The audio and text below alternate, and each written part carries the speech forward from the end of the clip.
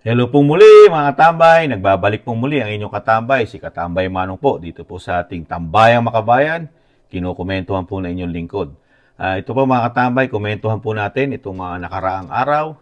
Siyempre po, yung gustong mangyari din ng ating Vice President, di po ba? Na sana yung nasimulan po sana ng kanyang ama, lalong-lalo na po sa pagsugpo ng droga, di po ba? At kasama na mga kriminalidad at korupsyon, di po ba? Kaya lang, paano mangyayari ito mga katambay? Kaya ako nasabi, pakinggan muna natin ang Vice President at yung sinasabing nagsasangkot po sa droga ng mga nakaraang araw pa linggo. Balik tanaw lang natin mga katambay kung paano mangyayari ang sanay sinabi ni Vice President na sanay nangyayari na sa ating bansa na malaking kabawasan na ng krimen, korupsyon at ang droga. Pero paano mangyayari yon? Komentuhan natin pagkatapos, mga katambay. Unahin natin si Vice President. Fight against terrorism, fight against criminality, fight against illegal drugs. Yun, mga katambay. Maiksi lang po. Nakita nyo, criminality, mga terrorism, at fight illegal drugs ang sabi ng ating Vice President. Pero, tingnan naman po natin, paano mangyayari yon? Kung ang pagsugpo sa droga, pero ang sangkot naman dito sa sinasabing droga ay mismo ang first family at mga anak nito di umano. Ito, pakinggan naman po natin itong nag-expose na kaisa-isang napakatapang na nilalang sa pangunguna po ni Miss Cathy Binag, mga katambay. Napakatapang. Talagang hindi na siya natakot sa kanyang buhay, sa buhay ng kanyang pamilya, na kalabanin mo ang pinaka makapangyarihang nilalang sa ating bansa, ang presidente ng Pilipinas at ang First Lady. Ito po, pakinggan po natin mga katambay at komentuhan natin. Kasama sa session based on yung naikwento niya sa'yo, itong dalawang anak ng presidente at ng itong Lisa Tanas? Oo, nakakasama niya. Nakakasama niya talaga. Ano yung kwento niya sa'yo? Ano yung kwento niya sa'yo, Miss Ka?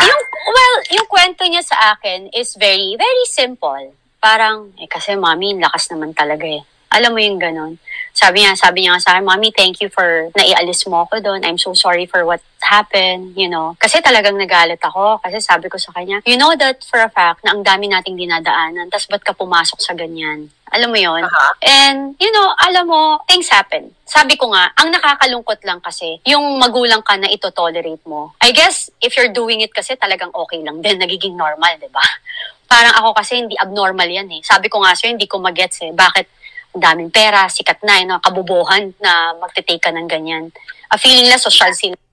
Yung anak mo, kasama sa session based on yung naikwento niya sa'yo, itong dalawang anak ng presidente at ng itong Lisa Tanas? Oo, nakakasama niya. Nakakasama niya talaga. Ano yung kwento niya sa'yo? Tingnan mo, nakakalungkot, ano? Na nakakasama po ng kapwa, mga anak-anak, mga katambay. Tingnan nyo, paano mangyayari yung sinasabi ni Vice President? Yung kagustuhan niya. Yung fight sa terrorism, siyempre kasama ng ang mga krimen dyan. Siyempre, pag may terrorist, may krimen yan. Di ba? At siyempre, ang illegal drugs na gustong mangyari ni Vice President na masugpo. Pero paano masusugpo ang illegal drugs, mga katambay? At ang terrorism, di ba? Dahil nga komento ni Kamanong, opinion ni Kamanong, nagsasanib puwersa na, pati ang mga kaliwang grupo sa pamahalaan natin, di ba? Nakita niyo naman po ang mga sumusuportang mga representative at mga congressman, karamihan po, pinangalanan ng dating Pangulong Duterte. Pero ngayon, nananatili pong kaalyado at talagang napaka-powerful pa. Kahit sa kabila ng ito'y convicted na ang isang representative ng isang makabayang black, di ba? Pero nananatili pa rin sa Kamara dahil nga sinasabing sa naging kaalyado na po yata mga tambay, komento ni Kamanong. At ito, sinasabi nga ng ating mahal na Vice President, ibalik tanaw lang natin mga katambay na wala na po ito sa sinasabing mangyayari o panaginip na lang yata ng ating Vice President, yung kanyang vision o bagong vision na naman niya to, o isang vision na naman ng ating Vice President na sana'y mangyari pa. Pero hindi nga siya presidente. Kung siya ang naging presidente, lahat po nang nasimula na kanyang ama ng dating Pangulong Duterte napakaganda po dahil makukontinue lahat at marami po talagang mababawas na sinasabi niya, katulad po ng terrorism. Kung siya naging presidente, nakikita na po natin ang napakagandang impact niya sa ating bansa. At yung sinasabing kriminalidad, lalo na. At yung number 1, yung droga, mga katambay. Di ba? Napakalaki na sana improvement. Pero ngayon, hindi po Yung ginawa po ni dating Pangulong Duterte, wala pa sa kalahati sa 1/4. Bigla hong bumagsak, bumalentong. Di ba? Bumalentong po. Komento ni Kamanong. Kaya, paano nga po magsasucceed? Doon po sa pahayag at doon po sa nag-expose na si Miss Cathy Binag. Mismo ang first family at mga anak. I think 2 anak ang ini-expose nito. 3 yata ang anak o 3 ang anak ng first family. Diba? Pangulong Marcos at ni First Lady, 3, puro lalaki. Pero yung ini-expose nito, yung 2 anak. Ayon kay Miss Cathy Binag, mga katambay. Saka ang mag-asawang Pangulong Marcos, biririn mo. At nakaka-session pa ang kanilang anak. Nakakalungkot lang po. Tapos sa kabila nun, tikom ang bibig. At walang investigasyon po rito, mga katambay. Walang investigasyon, di ba? Dito po, ito po yung napakasamang bisyo, droga. Tapos ini-expose mo halos araw-araw sa social media ang ginagawa ng first family at mga anak about sa droga. Pero sa isang banda, meron tayong isang vice president na talagang gustong sugpuin ang droga sa ating bansa o mabawasan man lang kahit na mga sinasabing mahigit kalahating porsyento ng mga gumagamit ng illegal na droga sa ating bansa. Kaya lang, natuklasan natin ayon dito kay Miss Maharlika at kay Miss Cathy Binag na halos lahat ng mga karamihan ay politiko at mayayaman sa ating bansa at mga sinasabing mga sikat kasama ng mga ilang mga artista at yung grupo pa ng Voltes 5 na mayayaman, mga bilyonaryo karamihan. Involved po ang halos sinasabi natin nasa mga matataas na pamumuhay sa ating bansa ay gumagamit ayon sa mga pahayag at paratang ni Miss Cathy Binag dahil nga ito'y mayroong mga ebidensya siyang hawak. Di ba? Pati yung sinasabing mayayaman na pati security pagka high sa droga binabaril pa para lang yung kanyang tama na pag-iinitan ng mga security, di ba? Parang pinatatakbo something o gano'n. Papapapang, parang ginagawang laruan. Nakakalungkot lang po, mga katambay. Kaya at kasama pa ang korupsyon, di ba? Mismo nga ang ating Vice President nakita niya ang napakalalang korupsyon sa ating bansa dahil mismo siya nag-expose. In-expose niya ang mga korupsyon kung paano hawakan ng budget. At nawawalang budget natin, nawalang programa, di ba? Lalo po ngayon, ang lalaki ng nawawalang pera, pero tinatangay lang ng baha, katulad nung daan-daang bilyon ang nawala dito po sa flood control, na pinagmamalaki po ang 5,500 flood control at marami pang matatapos sa SONA, di ba? At nakakapagtaka rin po, mismo ang Vice President, sinisiraan, di ba? Sinisiraan po. Sinisiraan ng Senado. Di ba? Kaya wala halos magiging power ang salita ng Vice President sa panahon natin ngayon. Hindi powerful para sundin ng Pangulo yung kanyang vision o yung kanyang gusto na mangyari sa ating bansa. Dahil mismo siya, pinupulaan po. Di ba? Political harassment.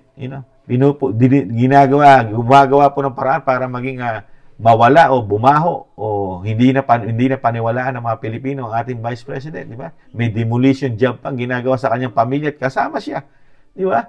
Ito nga lang, opisina ng Office of the Vice President, itong darating na 2025 budget, di ba?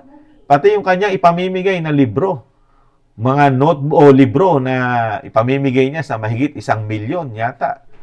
Kung hindi nagkakamali si Kamanong, at magpapamigay rin siya sa mga mahihirap na ating mga kabataan sa mga liblib na lugar, na magbibigay siya ng mga bag na kompleto na, may mga gamit na yan, siyempre, na magagamit po ng ating mga kabataan, ating mga anak.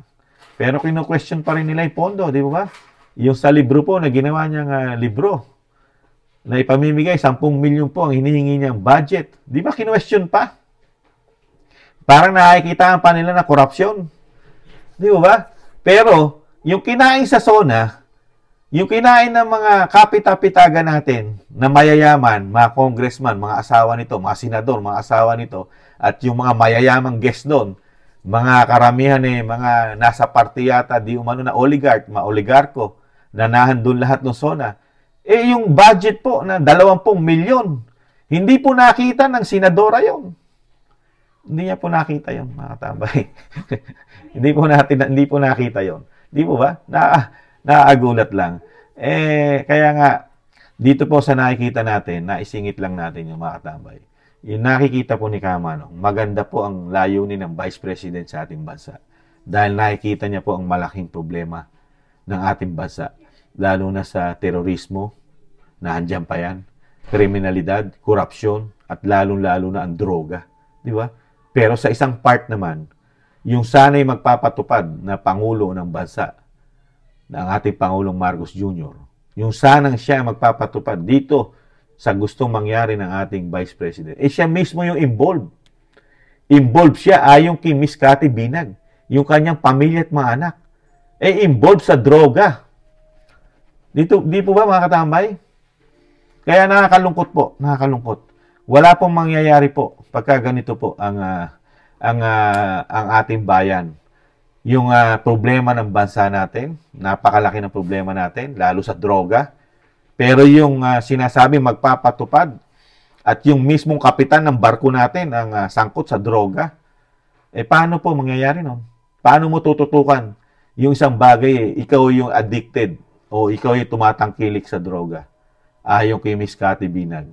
Mahirap mong labanan yung bisyo na ikaw mismo ang tumatangkilik.